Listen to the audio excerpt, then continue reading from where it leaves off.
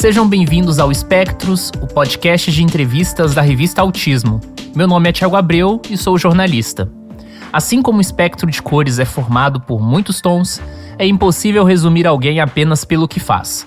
Aqui no Espectros, trazemos as pessoas que constroem a comunidade do autismo no Brasil para saber mais sobre estes indivíduos além da história, seja familiar, profissional ou pessoal com diagnóstico. Este podcast é uma produção da revista Autismo com patrocínio da Clínica Somar Special Care. E a nossa convidada do mês de maio é formada em Comunicação Social pela Universidade Gama Filho. Na década de 2000, o diagnóstico de autismo de seu terceiro filho, Edinho, lhe levou a estudar as características do transtorno e participar da comunidade do autismo. Além de jornalista, também é autora do livro Caminhos do Espectro, lançado em dezembro de 2021. Com essas credenciais, Fátima Dequant é a personalidade do mês aqui no Espectros. Fátima, olá! Inicialmente, espero ter pronunciado seu sobrenome corretamente, mas quem é a Fátima por ela mesma? Olá, Thiago, muito bom estar aqui falando com você, parabéns pelo programa, e é uma honra estar aqui, né? Então, quem é a Fátima Dequant? Por ela, eu sou, em primeiro lugar, né, a mãe de 3 filhos muito queridos, 2 meninas sem autismo, e o meu rapaz autista, o Edinho, que me puxou, né, para essa redação de textos, de livros sobre o autismo. E eu sou jornalista, como você falou antes, né? Eu venho da comunicação social. E com o autismo do meu filho, eu fiquei muito intrigada em explorar essa minha especialidade em comunicação com o autismo. Então, já faz mais ou menos tem quase uma década que eu também trabalho como especialista em autismo e comunicação. Eu dou coach a autistas adultos que queiram aprimorar as suas habilidades sociais, as habilidades na comunicação, no trabalho, na relação social, na relação afetiva. E é algo muito gratificante ter unido, né, o útil ao agradável, ou seja, o autismo na minha profissão, que é a comunicação. Mais ou menos isso. Você fala bastante, né, na questão da comunicação e isso acaba permeando muito, com certeza, vários aspectos da sua vida, mas talvez uma coisa que as pessoas não saibam muito é que você é do Rio de Janeiro e que você viveu uma parte da sua infância no Rio, até onde eu sei, né? Isso. Como é que era a sua vida e como é que era o Rio de Janeiro nesse período? Nossa, ai, que pergunta boa, Thiago. Ninguém me pergunta sobre isso, adorei. Eu sou carioca da gema mesmo. Eu nasci na cidade do Rio de Janeiro, numa época, 61, né? Olha só quanto tempo. Uhum. E numa época em que era tudo assim muito fácil, né? O Rio era conhecido pela aquele jeitão despojado, não tinha internet, então a gente não era tão vigiado quanto hoje em dia. E o Rio sempre foi muito colorido, um lugar muito bom de se viver, se a gente deixar de lado aquela coisa da criminalidade, né? Todo mundo sabe que o Rio de Janeiro é uma das cidades mais violentas do Brasil, se não do mundo, e isso sempre foi um ponto de negativo nessa vida no Rio. Só que foi piorando com o tempo. Hoje em dia, muita coisa do que a gente fazia antigamente, eu como criança, como adolescente, eu podia andar na rua a qualquer hora, ainda à noite, chegava da faculdade, andava um pedação, né, do ônibus até a minha casa sem problemas, e hoje em dia a gente sabe que as coisas estão um pouquinho diferentes. Então eu diria que a beleza do Rio segue a mesma, mas aquele ponto da criminalidade, da violência, assusta um pouquinho, né? Se eu for pensar naquele período de uma vida na infância e na adolescência. E depois dos 22 anos eu vim para a Holanda.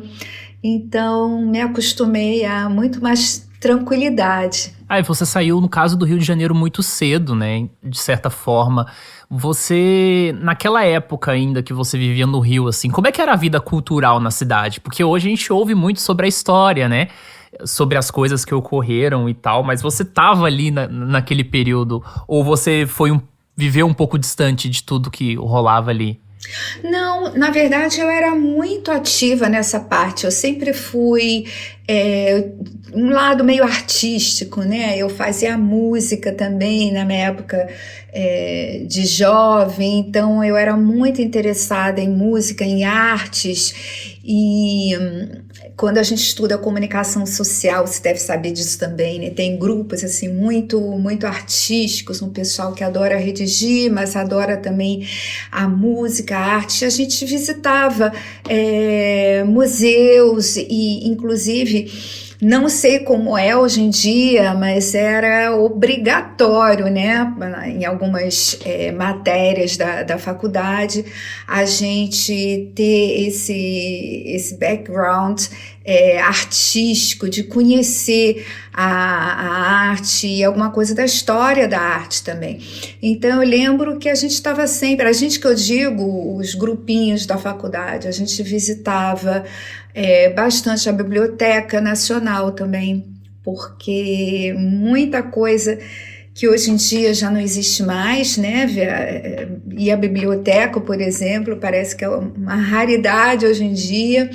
E para a gente era muito normal, um trabalho de pesquisa era feito sempre em biblioteca, durava dias para ficar pronto, porque a gente não tinha a internet e o Google para mostrar tudo rapidinho, a informação. Então, era muito ativa a minha participação, né, como estudante, como de comunicação, era assim, muito ativa mesmo na coisa de sair, procurar, ler, a gente se reunir presencialmente.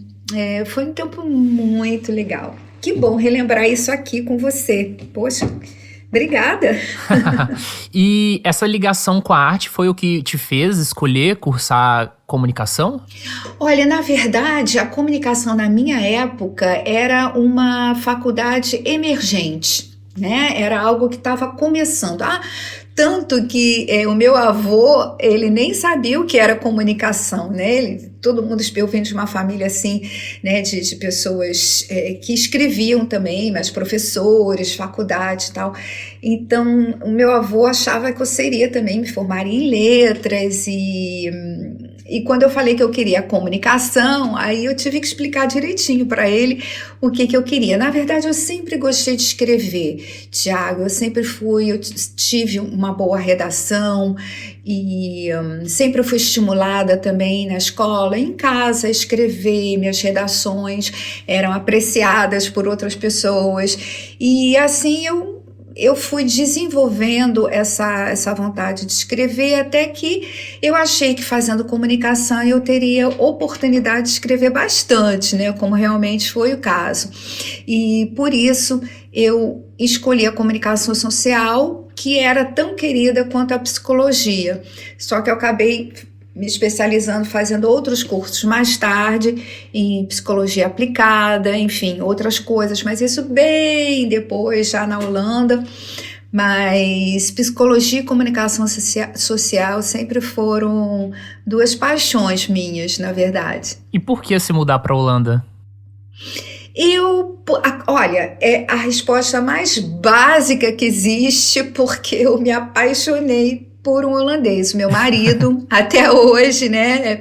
Não tem nada de especial nisso, não tem ao mesmo tempo, porque é muito comum, né? A gente se apaixona e aí um estrangeiro e a gente via aonde vamos morar, né? Aonde vamos viver. Apesar do meu marido sempre ter amado o Brasil, ele ama o Brasil, ele fala português, ele sempre quis morar no Brasil. As oportunidades de trabalho para ele, para mim também, foram aparecendo na Holanda.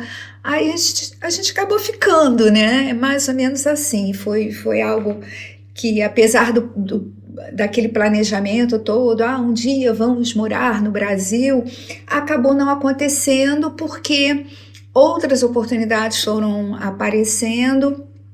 Aí as crianças vão crescendo, a gente já fica com receio de tirar, né, do habitat, do lugar onde cresceram, da escola, e acabamos ficando, mas amamos o Brasil. Eu sou brasileira ainda, né, tenho dupla nacionalidade e voto no Brasil, declaro imposto de renda, ou seja, eu sou também brasileira e holandesa. Mas foi isso, basicamente uma resposta simples. Eu me apaixonei por um holandês, estamos juntos há 39 anos, né, o que também é um feito hoje em dia, mas muito feliz com a oportunidade de ter duas nações, né, de dizer que amo tanto uma quanto a outra. E tem algo na sua biografia que a gente até falou na introdução, de que o diagnóstico de autismo do seu filho trouxe uma maior participação nas questões do autismo. Mas qual era o seu conhecimento, o que você sabia sobre o autismo antes do seu filho? Você já tinha ouvido falar sobre autismo? Como era isso na época? Sim, Tiago, eu sabia muito pouco. O que eu sabia na época foi justamente pelas aulas da faculdade. Nós tivemos psicologia 1, 2, 3, se eu não me engano, 3 períodos de psicologia, e o autismo foi abordado muito rapidamente, né? Muito resumidamente. E eu me lembro que a nossa professora, na época, esqueci o nome, passou um filmezinho, mas de um autismo bem clássico, sabe? Nível 3 de suporte, que antigamente, né, até pouco tempo a gente chamava de autismo severo, que era um autismo muito cheio de comprometimento, digamos assim. Então essa era a ideia que a gente tinha do autismo, que eu tinha, né? Bem rudimentar, bem simples, na verdade. E aos poucos, entrando nesse tema do autismo com mais tempo e com mais vontade de aprender, eu fui vendo que o autismo não era só aquilo que eu tinha aprendido na faculdade, que via num filme. A gente conhece alguns filmes clássicos também de autismo, como o Rain Man, com Dustin Hoffman, um caso também do autista savant, nível 3 de suporte, e aos poucos, com toda aquela informação e participação, né, em seminários, aprendendo, cursos, depois vieram as pós-graduações, aí sim eu fui entendendo o que era o autismo de verdade, que era um espectro, né, que não era só um tipo de autismo, que é toda uma variedade, e a gente sempre precisa conhecer a pessoa primeiro, para depois entender, poxa, né, como é que aquelas dificuldades na comunicação, na socialização, no comportamento se encaixam naquela pessoa. Mas foi uma descoberta, assim, nossa, interessante demais, magnífica, porque mudou, como eu disse antes, mudou a minha vida, mudou a minha cabeça, e eu não largo mais. É a minha profissão, é a minha vida como mãe, é algo, para mim, é fantástico. E na questão da maternidade, quando você recebeu o diagnóstico, você tinha alguma expectativa ou você simplesmente foi lidando com as coisas de uma forma mais natural, sem muita pressão? Boa pergunta, Tiago. Olha, eu vou falar para você que o momento do diagnóstico, para mim, não foi uma grande surpresa, porque eu já tinha reparado que o Edinho era bem diferente das irmãs dele, que não têm autismo. Então, eu sabia que tinha alguma coisa diferente. E eu fui lendo, eu fui me aprofundando, porque, apesar das minhas suspeitas, os pediatras ainda tinham muito medo de dizer alguma coisa. Vamos esperar, vamos ver, né? Aquela coisa dele é menino, ele é bem mais novo do que as meninas, que ele difere em idade com a minha mais velha, 10 anos, e com a do meio, 5 anos. Então, tudo isso me confundia, mas, na verdade, intuitivamente, eu sentia que era... Eu sabia que era um atraso no desenvolvimento, de qualquer forma, e eu ia me informando, né? Jornalista, você sabe que a gente adora pesquisar, adora se informar, e fui achando que podia ser autismo. Então, quando chegou o diagnóstico, eu já estava um pouco preparada. O que eu não estava preparada era para o prognóstico, que eu acho que foi algo que me colocou muito para baixo. Mais do que saber que era autismo, é ter a ideia de que ele pudesse não se desenvolver a ponto de ter que morar numa instituição para autistas, né, ou para adolescentes com problemas psicossociais.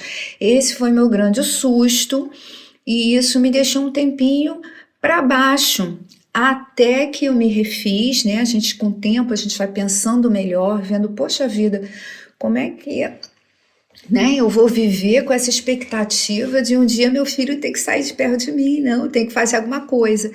E isso me deu muito gás, muita vontade de correr atrás de terapias, de informações sobre os tratamentos que a gente tinha na época, que não era tanta coisa quanto hoje em dia, mas já era alguma coisa. E eu fui pegando um dia atrás do outro, né? Eu fui tentando ajudar o meu filho naquilo que atrapalhava demais a vida dele, né? Eu sempre pensei, em primeiro lugar, por ele, porque quando a gente mãe, a gente pensa por nós, né? A gente se engana muito. Isso também aconteceu comigo no início, claro. A gente eu achava, por exemplo, que o Edinho queria muita coisa que eu queria, eu como mãe, mas não era o que ele queria. Então, aos poucos, eu fui tentando juntar, né, unir o que ele queria com aquilo, né, que seria legal para a família toda, por exemplo. E foram também descobertas incríveis. Você acha que essa vontade, essa disposição que você teve para correr atrás das coisas foi fundamental para o desenvolvimento do seu filho dentro do espectro? Ai, Tiago, eu acho sim, não de uma maneira arrogante, sabe, de parecer que, eu fiz tanto, se eu não tivesse feito, isso aqui não teria acontecido, não, nada disso, mas assim, acho que na simplicidade mesmo, né, de mãe que quer tanto ver o progresso de um filho que está muito parado no desenvolvimento, porque ao contrário de hoje em dia, que o Edinho, para quem não sabe, né, o Edinho se desenvolveu até o nível 1 de suporte, ele está na faculdade, ele dirige carro, ele trabalha, ele viaja só, enfim, ele tem um nível de independência que, quando pequeno, nossa, eu não podia imaginar que isso fosse acontecer, mas não era esse o meu objetivo.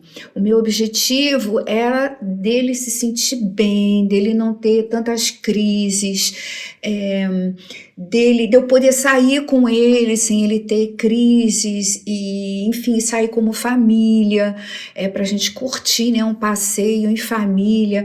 E essas pequenas coisas foram me impulsionando, né, a tentar sempre conseguir algum progresso, alguma coisa, para a gente viver em harmonia. Acho que uma família em harmonia é a coisa mais linda que existe, né? Independente de diagnóstico ou não, a gente tem que dar certo, a gente tem que estar unido.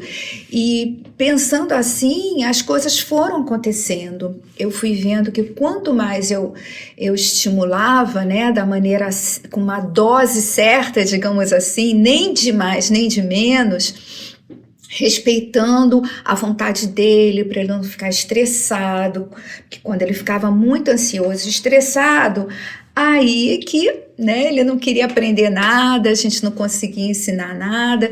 Então, quando a gente sente isso, acho que mãe e pai, né, quem cuida da pessoa autista no dia a dia, a gente desenvolve esse sentido de que, poxa, agora eu vou calar minha boca, né? Agora eu vou deixar ele em paz, ele quer ficar sozinho, tudo bem, ficar sozinho. E então foi algo assim muito natural, né?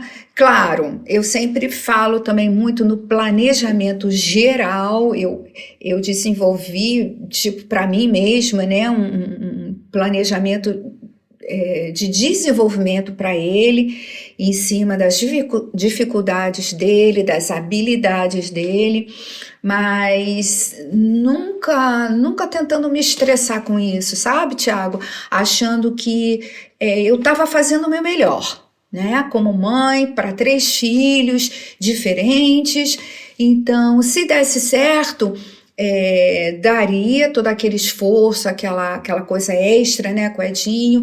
E se não desse certo, poxa, pelo menos eu teria tentado, né? E foi dando certo, inclusive as escolhas que eu fiz, os profissionais que eu encontrei, as escolas que eu encontrei, tudo isso colaborou muito, sabe, Tiago? Eu sou muito grata por todas as pessoas que me ajudaram, porque eu não fiz nada sozinha, não, né?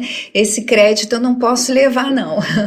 Eu estava na frente, eu estava segurando a mão do meu filho, mas muita gente ajudou, com certeza. E já que nós estamos falando sobre essas experiências, como é que foi o processo de escrita do livro Caminhos do Espectro? Ai, que linda também essa pergunta. Esse livro é assim, eu tenho um carinho imenso por ele. Ele começou em holandês, sabe? Eu escrevi em 2012, mas só publiquei em 2016. Olha só, já tem 10 anos que eu estou ocupada, digamos assim, com o livro, porque eu queria fazer algo que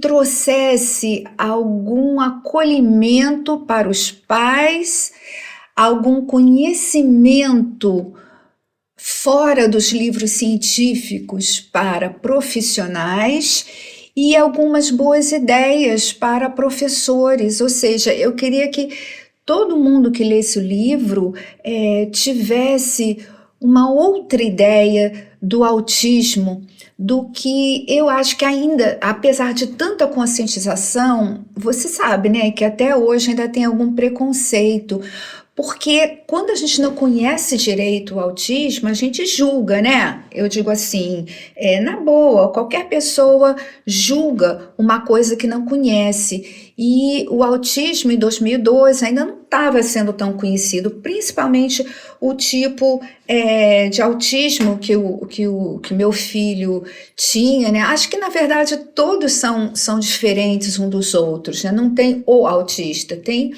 né? A gente vê um autista, como diz meu amigo Stephen Shore, dos Estados Unidos, né, que inventou essa frase, que criou a frase, porque é sempre um indivíduo. Então, voltando à sua pergunta, o Caminho do Espectro eu tinha uma responsabilidade muito grande, em primeiro lugar com a minha família, com o Edinho, né, de escrever alguma coisa da qual ele fosse se orgulhar no futuro.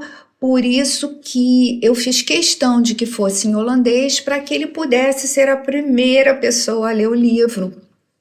E para minha alegria ele ficou muito feliz com o que ele leu, ele ficou muito encantado com as coisas boas e surpreso com algumas coisas que ele não lembrava, né, do passado. Ele lembrava muita coisa também que eu escrevi.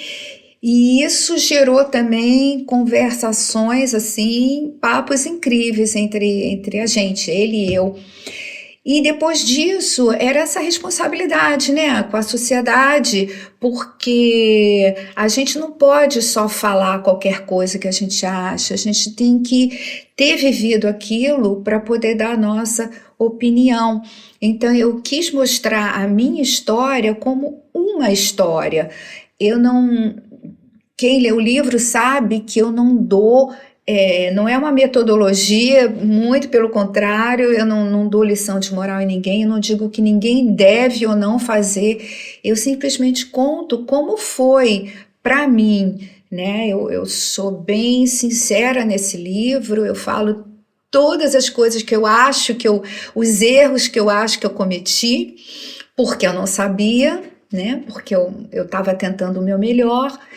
Então, eu estou muito contente com esse resultado e o feedback das pessoas é sempre incrível, dos leitores. O livro ganhou um prêmio aqui na Holanda em 2016 e que me deixou também muito feliz, porque quando um livro é premiado, ele vai para a Biblioteca Nacional do país, então qualquer pessoa aqui na Holanda pode ler o meu livro, né? Tem gente que também não pode pagar.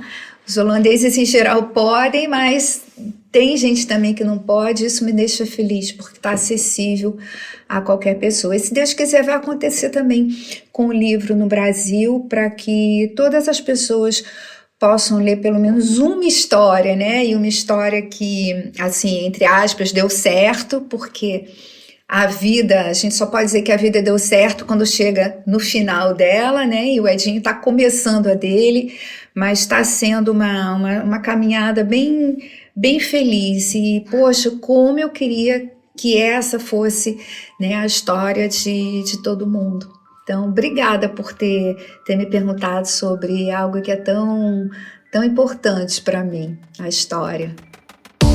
Nós já falamos bastante sobre Holanda, Brasil, mas eu sei que você também conhece outros países, né, circunscritos aí ao território europeu, e cada país muitas vezes lida de forma diferente com a questão do autismo. Sim. Então eu queria saber de você quais são as principais diferenças que você observa da comunidade do autismo do Brasil com a comunidade do autismo da Holanda, da Bélgica, da Espanha ou talvez outro país que você já conhece. Ai, ótima pergunta também, sabe, Thiago?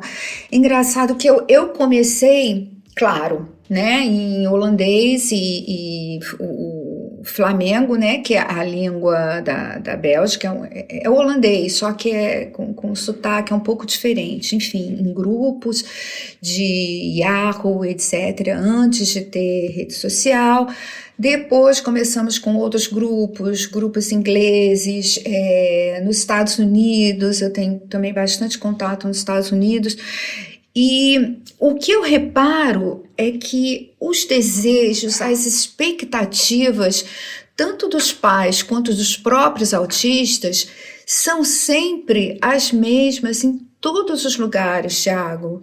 Sabe, todo mundo quer ser reconhecido pelo seu valor, quer ter direitos, né, os seus direitos para poderem estudar, trabalhar, enfim, funcionar da melhor maneira possível na vida.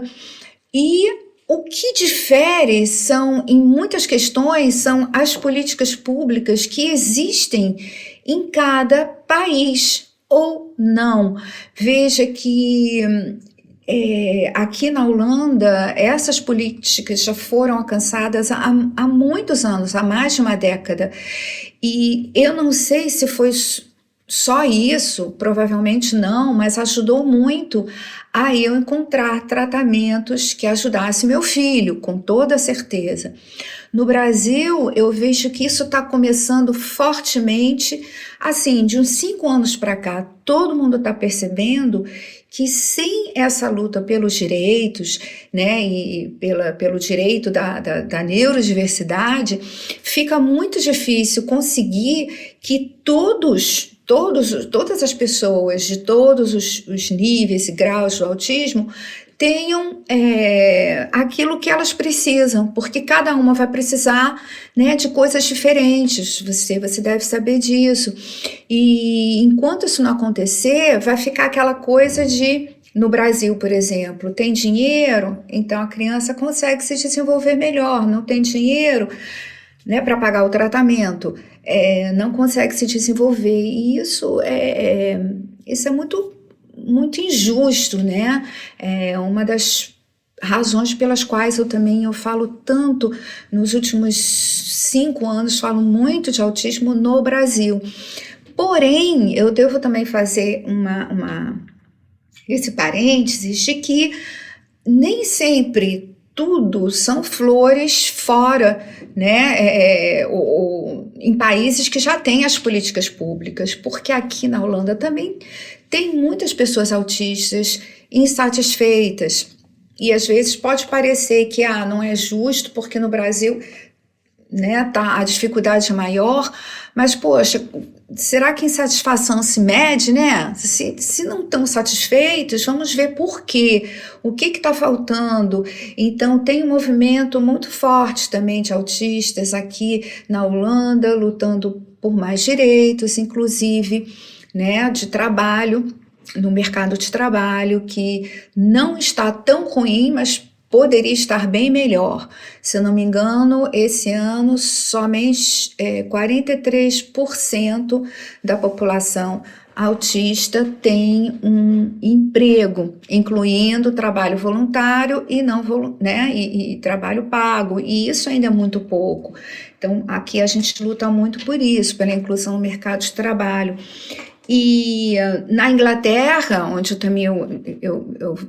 eu vou e falo bastante lá sobre autismo, eu sei que o pessoal também luta demais pelo reconhecimento dos direitos dos autistas de terem, em primeiro lugar, um lugar de voz, né, um pódio para poderem falar das suas necessidades, do que sentem falta, e tudo isso é muito importante. Eu vi esse movimento crescer porque eu já estou há tantos anos lidando com autismo, que foi para mim um fato assim incrível quando os autistas começaram a falar. Né? Até então eram só os especialistas falando, e de repente a gente começou a ver os autistas nos seminários, e isso é muito importante, muito mesmo, inclusive para que a sociedade entenda que até mesmo os autistas não são iguais uns aos outros. Eles têm também muitas diferenças naquilo que eles pretendem alcançar. E essas diferenças dentro da comunidade autista, ou seja, de pessoas autistas mesmo, é muito importante para que, né, toda a sociedade consiga proporcionar, né, para todos esses grupos contemplar, né, essas diversas comunidades, o que elas estão precisando, contemplar essas diferentes comunidades, seus desejos, suas expectativas, suas necessidades, e tudo isso é muito, muito bacana de ver que, apesar de serem países bem diferentes, os sentimentos e as necessidades dos autistas, acho que são parecidas em todo o mundo, inclusive dos pais e das mães também. Como mãe agora, eu penso que a inclusão sempre foi muito importante para mim, né? A inclusão tanto na escola quanto na igreja. Eu ia à igreja e eu via que as pessoas ficavam olhando para o meu filho, ele não conseguia ficar sem fazer barulho ou sentado o tempo todo, e eu sinto que isso ainda acontece em todos os lugares, em todos os países, né? Igreja de todos os países, é algo que a gente pode mudar também. Inclusão no mercado de trabalho, que segue um grande problema para tanta gente, né? Autistas que às vezes não são contratados por uma bobagem, né? O que seria uma questão de, poxa vida, se o barulho os incomoda tanto, mas eles são excelentes funcionários, por que não ficar numa sala à parte, ou o fone de ouvido que tampa, né, os outros sons? Qual é o problema? Então, às vezes, essa questão de acessibilidade no autismo ainda ser pouco conhecida por empresas, inclusive por aqui, pela Europa. Mas é sempre complicado e extenso, né? Você vê que eu estou falando demais sobre isso, porque eu fico tentando pensar em todos os lugares, os países onde eu conheço mais ou menos, que conhecer bem a gente nunca conhece bem, mas o autismo, as necessidades dos próprios autistas, e tem muitas similaridades e tem as diferenças de acordo com as políticas públicas, né, já existentes. É mais ou menos assim. Eu particularmente ouço muito falar, às vezes até de conflitos que se tem em alguns países como a França, né, que aqui no Brasil, a gente, quando ouve falar sobre autismo na França, já é aquele sentido, o país atrasado na discussão do autismo. Isso, eu também. A gente, para falar a verdade, nós aqui na Holanda, a gente também tem uma visão parecida, sabe? Porque em muitos casos a gente vê que ainda existe muito preconceito e falta de conhecimento profundo do autismo. A psicanálise na França também é muito forte, e não que eu seja contra, pelo contrário, eu conheço psicanalistas incríveis que conhecem muito bem o autismo e tratam pessoas autistas, que se desenvolve também a partir desse tratamento com a psicanálise, mas, no geral, não é o básico que uma criança autista precisa. Vai ser muito difícil tratar uma criança não verbal com psicanálise. E eu sei que na França isso ainda acontece, como talvez até aconteça em outros países, mas que a gente não saiba. De todas as formas, a França ela não é conhecida pelos seus palestrantes, né? Ao contrário da Bélgica, por exemplo, onde se fala também francês e flamengo, mas onde tem institutos de autismo assim reconhecidos também, né, mundialmente, onde o pessoal tem muito conhecimento sobre o TEA. Mas realmente, né, tem países que a gente acha, poxa, a vida está precisando de muita conscientização. E seria bacana, no caso, que os próprios autistas franceses ou os próprios autistas de países onde pouco se fala ou se conhece, começasse a falar mais, né? Acho que ia ajudar demais. Você falou muito sobre autismo na vida adulta, sobre os ativistas autistas, e aqui no Brasil a gente teve uma emergência de ativismo autista nos últimos 10 anos, de forma geral. Eu não consigo lembrar de ninguém que esteve antes de 2010 na comunidade mais participativo. Você que já tem todo esse tempo, né, na comunidade, como é que você avalia essa chegada de autistas na comunidade do autismo no Brasil? Ai, que você tá cheio de boas perguntas, Thiago. Eu acho muito legal você falar isso, porque eu comecei no Brasil, bom, a conscientização eu faço desde 2004, né? Mas no Brasil, em 2012, 2013. Então você já não chegou depois da Lei Berenice Piana? Eu cheguei no momento dela. Eu conheci a Berenice Piana em dezembro de 2012, e dias depois a lei foi sancionada, né? Quer dizer, o trabalho dela, todo aquele início dos ativistas que conseguiram, né, fazer a lei, criar a lei, conseguiram o apoio dos políticos, etc e tal. Esse processo eu não acompanhei, mas o depois sim, né, depois de sancionada. Então, foi quando eu mais ou menos cheguei. Eu não conhecia muita coisa também da realidade do autismo no Brasil, fiquei sabendo. E eu conheci já alguns ativistas que, na verdade, não se falava muito em ativismo, né? Eram pessoas falando sobre, eram talvez conscientizadores, na verdade. E conheci uns adultos e conversamos muito, achei interessante demais as pautas que eles traziam. Muitos tinham, assim, uma ideia bem parecida com a que eu tinha, né? Naquela época ninguém falava ainda, autismo não era doença, mas eu sempre disse isso, autistas não são doentes, né?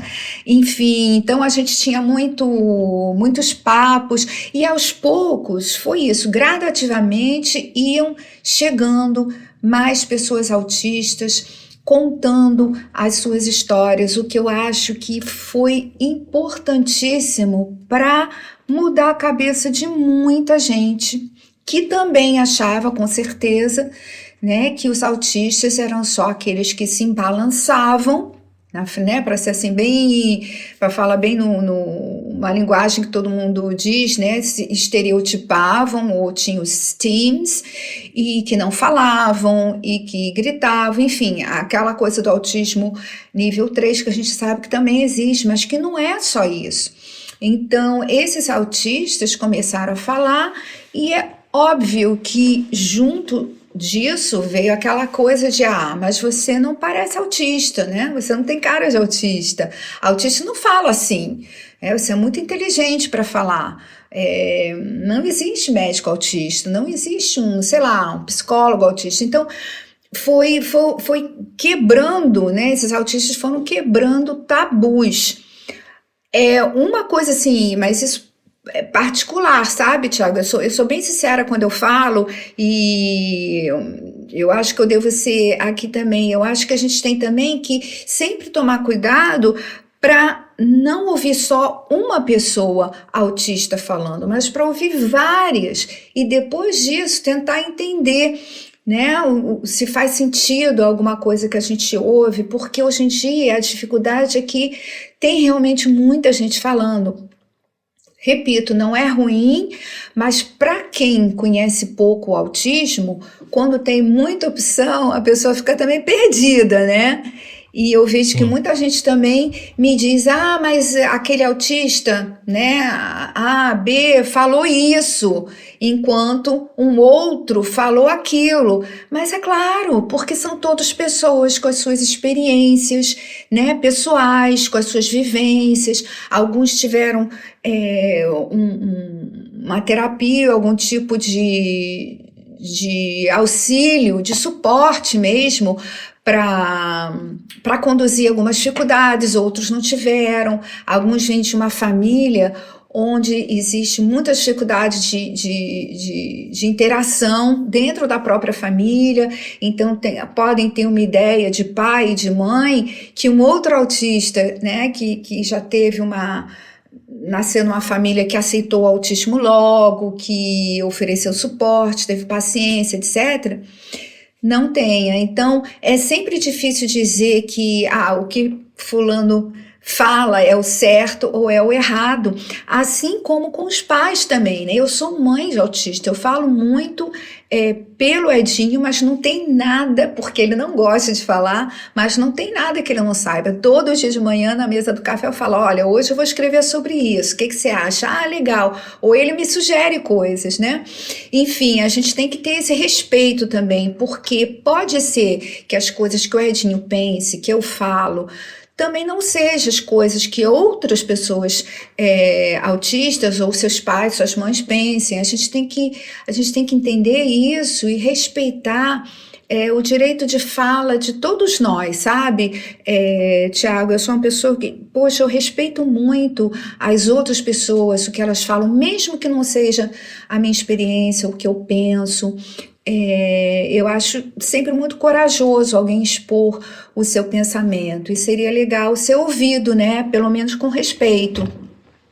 E esse é um ponto que eu vejo que está falhando de vez em quando nas redes sociais, é que muitas vezes uma opinião é emitida e é ouvida sem o devido respeito. A gente pode, como dizem os americanos, né, concordar em discordar, agree to disagree. A gente pode dizer, tudo bem, você pensa assim, né, eu não penso, mas tudo bem. Mas tem tanta oferta, né, na verdade, oferta que eu digo, tem tanta opinião pelas redes que muitas vezes muita gente fica confundida também, achando que talvez as pessoas que não conheçam autismo, achando que todo autista então é assim, né? Todo autista vamos dizer, se a pessoa é um pouco mais brigona, todo autista é brigão, ou se o autista é muito carinhoso, todo autista é anjo. Você sabe que tem muito essa discussão, né?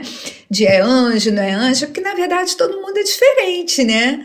Então, aquela Fátima, coisa. Desculpa até te interromper nesse sentido. Imagina. É que, assim, uma coisa que fica muito repetitiva aqui no Espectros, com todos os entrevistados, é que ninguém é consenso na comunidade do autismo, né? Ninguém é amado por todo mundo, sempre vai ter aquelas pessoas que não gostam e etc. Não é? E aí, aproveitando esse contexto que você tá dando, você já esteve diretamente em situações de conflito com autistas na comunidade? E qual é o seu sentimento sobre isso? Sim, já, principalmente no início, sabe? Tiago, ultimamente nem... Eu acho que as pessoas já me conhecem, né? Já sabem que eu sou da paz também. Quando eu recebo uma crítica, um comentário, é raríssimo. Hoje em dia, então, raríssimo. Porque eu acho que os meus seguidores, eles me seguem porque eles apreciam o que eu escrevo, mas eventualmente uma crítica, um comentário, eu sempre trato com respeito, né? Eu não sou o tipo de pessoa que pega a crítica e fica com raiva e diz que você está errado, que não é assim. Não, eu entendo que a outra pessoa pense diferente porque ela tem uma perspectiva diferente na vida, e isso é natural A gente não pode agradar todo mundo, é impossível que, como você disse muito bem, que todo mundo goste da gente ou desgoste da gente, né? Pessoas serão pessoas sempre. Então, eu tive no início com as pessoas que não estavam entendendo o meu jeito de falar, né? Ou queriam que eu tomasse uma posição mais, como é que eu vou dizer? Combativa? Talvez mais brava, isso. E eu não sou uma pessoa combativa, eu sou muito da paz. Eu acho mesmo, de verdade, que a união, ela traz a força, né? Às vezes a gente nem precisa ser amigo, não, gostar muito da pessoa, mas quando tem um objetivo em comum e a gente se une para ele, aí a gente tem mais chance de conseguir uma coisa que ainda não tinha conseguido, principalmente se depender, né, de governo, de políticas públicas, de políticos.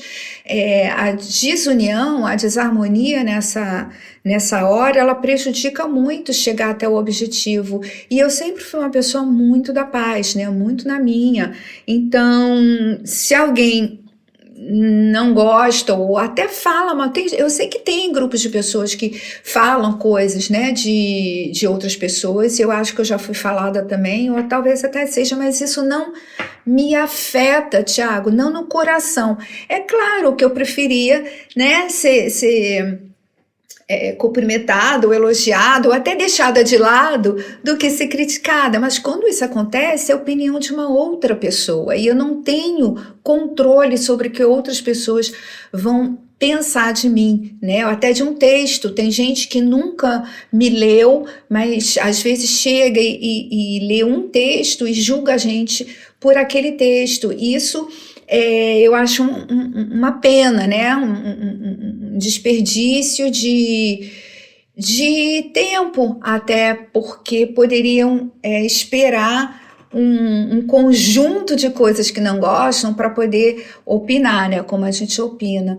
E cada pessoa é isso, cada um é diferente do outro. Tem gente muito brava que só sabe falar gritando, ou às vezes até ofendendo outras pessoas, e tem gente que pensa, sabe, como eu e o Edinho também, o Edinho se parece muito comigo nisso, eu acho que não tem a ver com o autismo, né, na verdade tem a ver com a personalidade dele, talvez ele tenha herdado de mim, de estar sempre de boa, tipo assim, poxa, ok, a pessoa falou aquilo, eu acho que eu me encaixo nisso, não, tudo bem, então não levo para dentro, né? Eu não guardo. E se precisarem de mim algum dia, se fizerem uma coisa legal, pode ter certeza que eu vou apoiar. Ah, vou. Porque, como eu repito, né? Eu sou sempre muito coerente, acho que sou com o que eu penso. E o meu objetivo no autismo sempre foi que todo mundo conseguisse o que merece, o que precisa, o que quer.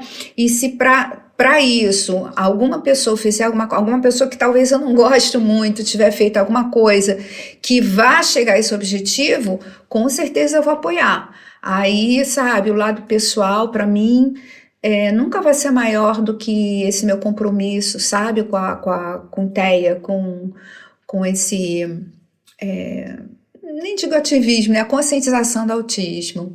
E hoje em dia você faz parte de alguma associação no Brasil de autismo? Olha, eu fui há pouco tempo, fui convidada para ser a madrinha do Autismo Rio de Janeiro e eu achei lindo, então eu sou a madrinha, eu não estou ainda muito por dentro do que eles estão fazendo, é uma associação nova, mas eles estão lutando pelo o rol da ANSA, deve estar sabendo, né, Sim. que isso, do rol exemplificativo, para quem está ouvindo não sabe, está tendo um julgamento que não termina mais no Supremo Tribunal de Justiça. Isso você já não teve após o episódio sair também no ar, mas é dentro desse período aí. Ah, então vocês já estão sabendo, e eles estavam tão empenhados, eu achei isso tão bacana, que a gente se uniu, né, nessa campanha pelo rol exemplificativo e acabaram me convidando para ser madrinha. Agora eu sou a madrinha, espero poder contribuir, claro. E na verdade, eu acho que eu sou de todo mundo, Tiago, porque todo mundo me pede alguma coisa e eu sempre Salvo exceções, eu sempre digo sim, né? Deve ser ou falta de tempo, ou realmente algo que eu acho que não vai contribuir tanto. Enfim, é muito raro. Geralmente eu digo que sim, pode ser um vídeo, pode ser um texto, pode ser uma palestra voluntária, enfim, alguma coisa que eu acho, poxa, vai fazer diferença. Aí conta comigo. Então eu acho que é como se uma pessoa que não tivesse time, né? Eu sou meio assim, eu sou meio sem time, mas porque eu quero que todo mundo ganhe. E eu quero que na verdade, eu quero que o autismo, né, tenha aquele lugar super reconhecido dentro da deficiência, porque o autismo, não, na verdade, é uma deficiência para fins, né, legais e de conseguir direitos, mas, poxa vida, eu conheço pessoas autistas muito mais eficientes do que pessoas sem autismo, então que eles sejam reconhecidos também, né? Vocês, na verdade, sejam reconhecidos por tudo de bom que vocês colocam, né, na nossa vida, na sociedade. Fátima, agora saindo um pouco do território do autismo, você tem alguma proficiência com instrumento musical ou algum outro tipo de arte como pintura, etc?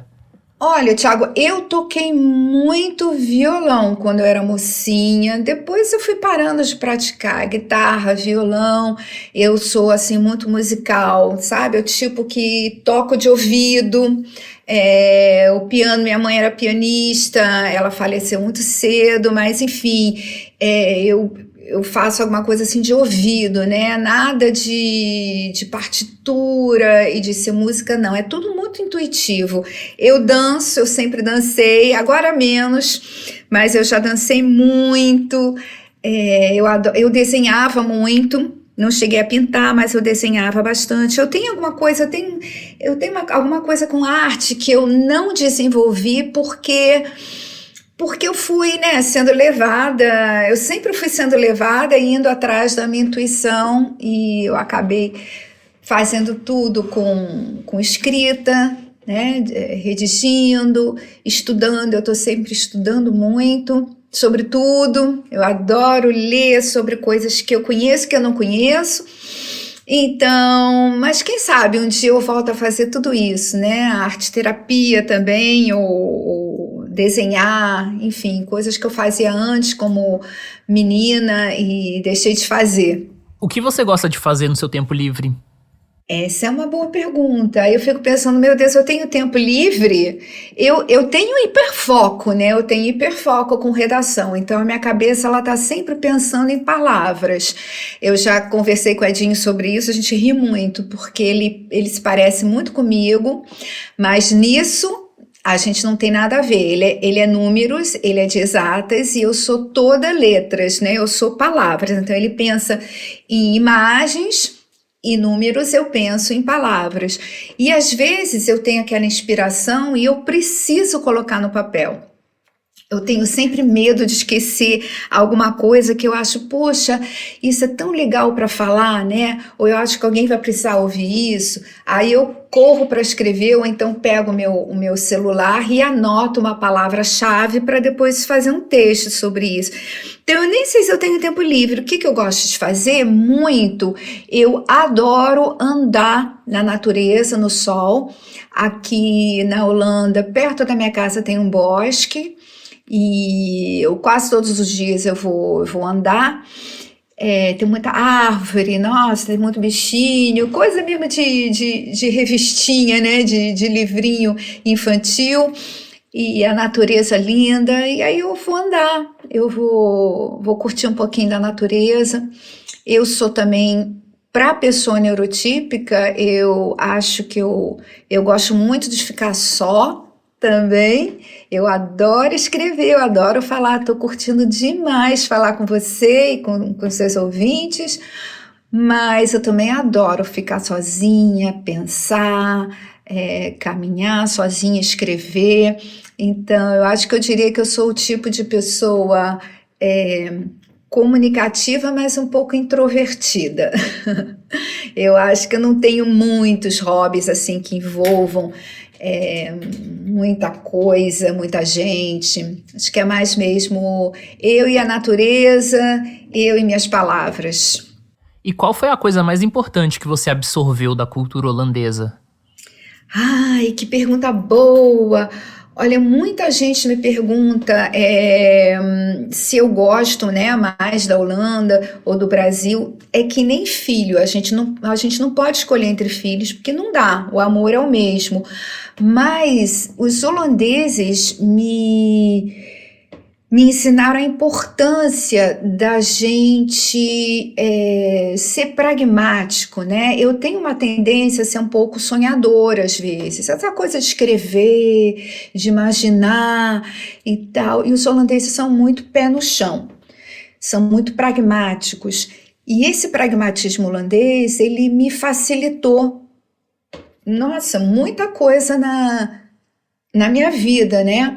E aquela coisa de não ter frescura, de pegar e fazer, pega e faz, né? Não fica aí só pedindo, vai, pega e faz, bem, bem holandês mesmo. Eu acho que eu gosto muito disso nos holandeses, eles não reclamam muito, eles pegam e fazem, né? Aí reclamam quando não dá certo, mas isso de ser assim, independente e meio de empreendedor, isso é muito holandês, uma coisa que eu acho que eu aprendi um pouquinho. Não de todo, né? Eu nunca vou ser holandesa demais, acho que nem sou brasileira demais, a gente fica no limbo quando passa tantas décadas em outro país. Mas, nossa, eu me sinto muito privilegiada por ter conhecido de perto duas culturas tão diferentes, mas que abriam os meus olhos também, né? Como indivíduo, como pessoa no mundo, como é possível a gente pensar também diferente e aproveitar para a nossa vida, né? Aquilo de bom que vem de um país e o de bom que vem do outro. E tem alguma coisa no sentido oposto que você acha, olha, não rola, ou não gosto disso aqui na Holanda, prefiro os meus costumes no Brasil? Pois é, eu acho que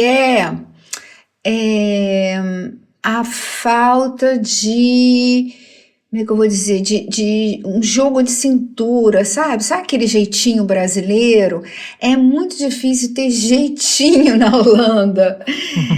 Às vezes eu sinto falta disso. Por exemplo, fazer uma exceção para uma regra num determinado momento é uma coisa muito intuitiva, né? Tá errado, e é uma das coisas que o Edinho sempre diz, poxa, se tem regra, a gente tem que seguir. É verdade, regra é regra. Ele tá muito certo.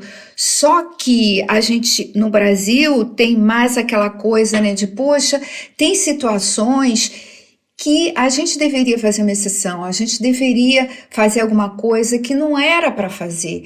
E esse olhar assim, esse jeitinho, eu sinto um pouco de falta disso aqui. Não é todo mundo não, sabe, Thiago? Em linhas gerais, né? A gente sempre generaliza. Claro que tem uma porção de gente aqui que também às vezes usa mais o bom senso, né, do que o senso de justiça, né, aquela coisa da intuição. Mas, na verdade, eu sempre senti falta de quem fosse assim, um pouquinho mais maleável, mais flexível, né? Se é para achar, né, pelo em ovo, porque, na verdade, eu não tenho nada para reclamar. Já me acostumei. O que eu reclamava talvez há 30 anos, né, passados, já me acostumei. Então, tá tudo bem. E o que o Edinho tem de brasileiro além da mãe?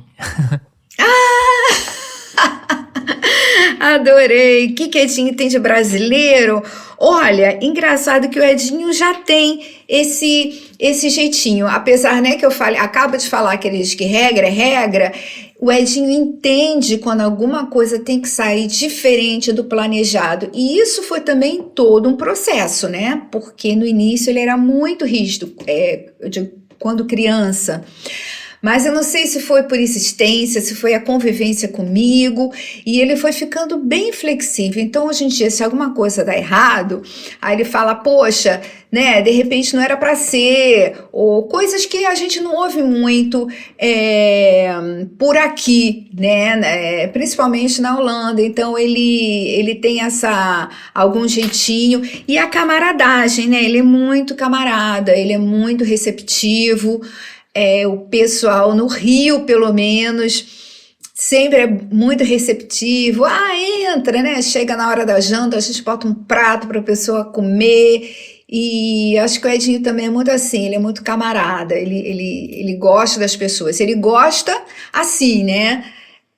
Que é o tal negócio, o déficit da socialização existe. Então, quando ele está preparado, ele move assim, gira um botãozinho na cabeça dele e ele é super simpático.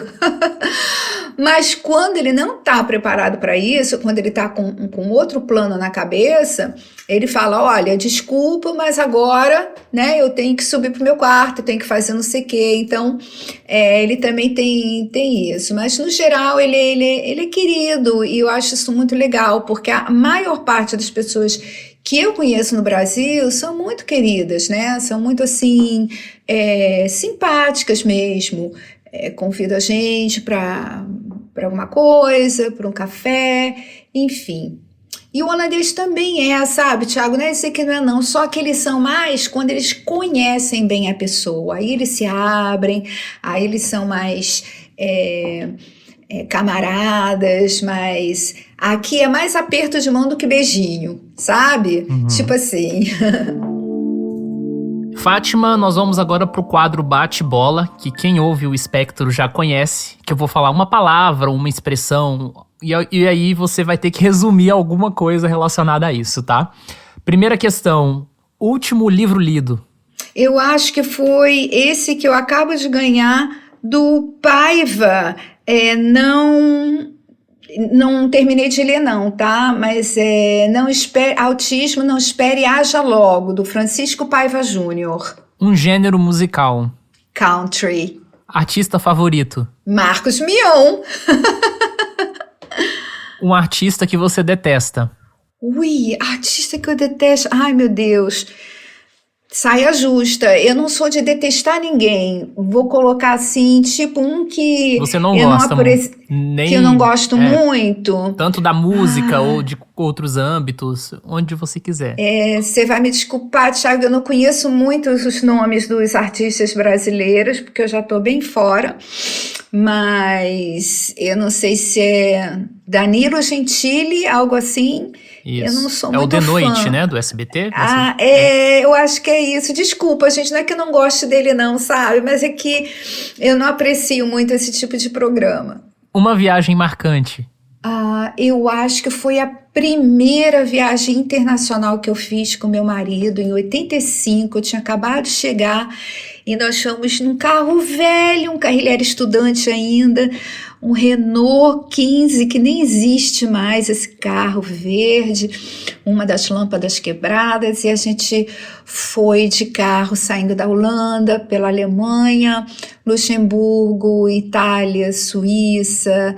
Nossa, foi uma viagem inesquecível. Fomos acampando, porque a gente não tinha dinheiro, então se a gente almoçava, a gente não jantava, mas foi uma das viagens mais lindas que eu fiz, porque a gente viu lugares incríveis, que nem são tão turísticos, né? Foi muito linda, inesquecível. Sua maior frustração? Eu acho que talvez tenha sido não ter tido mais filhos. Eu sempre quis... Aliás, quando eu era bem jovem, eu nem achava que eu ia casar e ter filhos. Mas depois que eu tive a minha primeira filha, a segunda, o Edinho, eu queria ter 4, 5, mas eu decidi realmente não ter mais filhos depois do Edinho, porque eu não tinha mais tempo de cuidar de uma criança. Não era nem medo de ter autismo ou não, sabe? Eu já estava de bem com isso, mas é que eu não ia ter tempo de ser uma boa mãe para os 3. E hoje em dia eu penso, né? Imagina se eu tivesse mais 1, mais 2, ia ser muito legal. Talvez seja uma pequena frustração, né? Não ter tido uma família super grande. Um medo? Eu acho, sinceramente, eu não sou uma pessoa que tem muito medo, né? Eu superei tanta coisa na minha vida e eu tenho muita fé. Então eu não tenho esses medos comuns, que todo mundo diz que tem medo e tal. Mas eu queria muito, uma coisa que eu queria muito, muito, muito, antes de eu morrer, eu queria ver, sabe, que as pessoas autistas estão tendo respeito, estão sendo reconhecidas por tudo que elas podem fazer. Às vezes eu fico com medo, né, com receio de eu não viver o suficiente para ver isso acontecer, sabe? Prato favorito? Tem que ser italiano, alguma coisa italiana. Eu gosto de massa, eu gosto de pizza, acho que é isso, massas. Melhor música? Na verdade, tudo da Celine Dion, mas aquela música Because You Love Me. Adoro essa música. Frase favorita? Se for para parafrasear alguém, eu seria o Gandhi. Eu sou muito, muito inspirada por Gandhi, que disse, assim, ao pé da letra em português, de um modo gentil, você pode sacudir o mundo.